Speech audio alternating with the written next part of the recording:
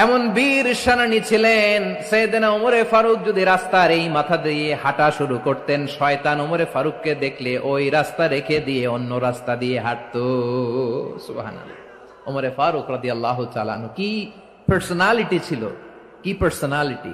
আমাদের এলাকায় ছোট বাচ্চারা রাতে ভাত খেতে চায় না, আমার মেয়েটাও খেতে চায় না। এই এটা দিব ওইটা দিব, আজকে মাহফিলে আসার সময় বলে দিছে লিস্ট করে এটা এটা আনতে হবে।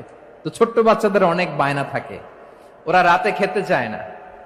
তো মায়েরা বিভিন্ন ভয় দেখায়, এই বাঘ আসবে খাও, এই ভূত আসবে খাও। আপনারা কি বলেন চট্টগ্রামে? কি আসবে? হ্যাঁ, ভূত ভূত ভূত আসবে, বাঘ আসবে, খাও খাও খাও, তাড়াতাড়ি খাও। তো বাচ্চারা এগুলো শুনে ভয়ে খেতে শুরু করে।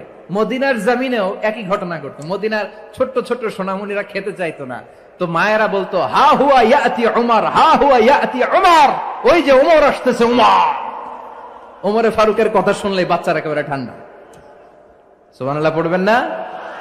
প্রভু তুমি বলেছ রাসূল দেবে না, বলনি দেবে না ওমর, বলনি দেবে না হামজা তারি, খালিদ বিজয় সমর। প্রভু তুমি বলেছ রাসূল দেবে না, বলনি দেবে না ওমর, বলনি দেবে না হামজা তারি, খালিদ বিজয় সমর।